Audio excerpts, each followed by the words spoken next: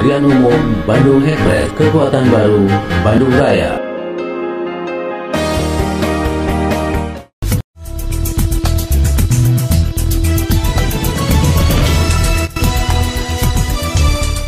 Anggota DPR RI Daerah Pemilihan Jawa Barat 1 Kota Bandung dan Kota Cimahi Juniko BP Siahaan melakukan inspeksi mendadak ke lokasi pembangunan Teknopark di lapangan Krida Kelurahan Utama Kecamatan Cimahi Selatan pada Kamis 23 Juni 2016. Kedatangannya untuk menggali informasi terkait dengan aspirasi dari masyarakat terhadap alih fungsi lahan yang digunakan untuk pembangunan Teknopark tersebut. Menurut Niko, ada yang mengatakan jika lokasi ini adalah sarana olahraga. Ada juga yang mengatakan bukan. Makanya dirinya mencari langsung informasinya dengan turun ke lokasi pembangunan Teknopark di Kota Cimahi. Niko melanjutkan, menurut informasi yang ada, anggota DPRD Kota Cimahi akan menggunakan hak angket dengan alih fungsi lapang Krida menjadi lahan Teknopark. Menurut Niko, pihak eksekutif berkewajiban untuk menyampaikan hal ini baik kepada anggota legislatif atau kepada masyarakat secara luas. Dan jika ada janji kepada masyarakat, harus segera direalisasikan. Saya ini kan sekretaris, ketua saya ada, mungkin Pak Yudi juga bagian olahraga, terus ada, ya sudah dibongkar-bongkar ya sudah. Saya nggak ada ini ya Pak. Baru saya hanya menjawab sini waktu itu, ya sudah gitu kan. Jadi ada klausul bahwa harusnya tempatnya dicari yang lain. Cari dulu, ya. Clear itu. Nah kalau waktu itu saya tanda tangan karena ada klausul itu, makanya saya protes.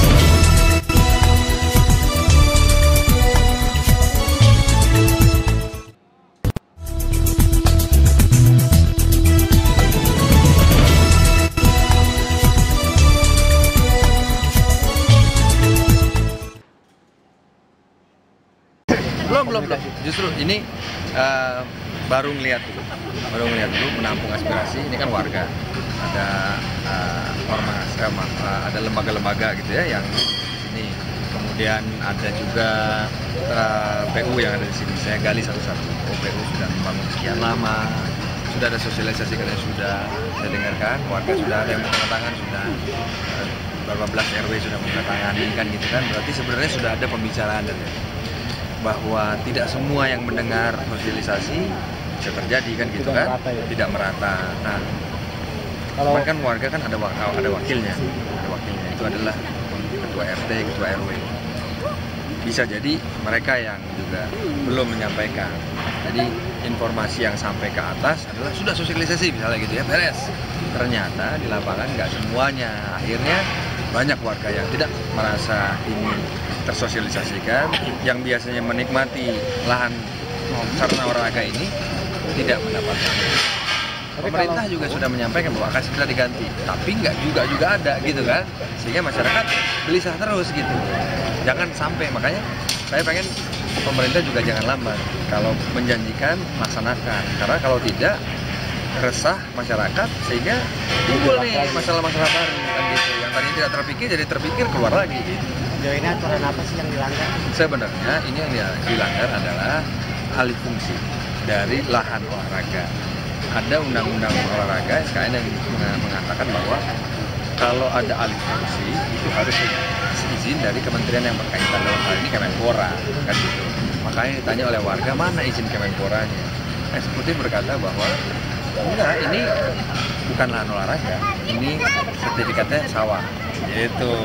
Jadi dua-duanya punya landasan berpikir. Nah ini yang akan kita temukan gitu. Kalau akhirnya terbukti ini bukan lahan, terbukti akhirnya ini olahan olahraga, berarti kan ada pidananya loh. Ada pidananya.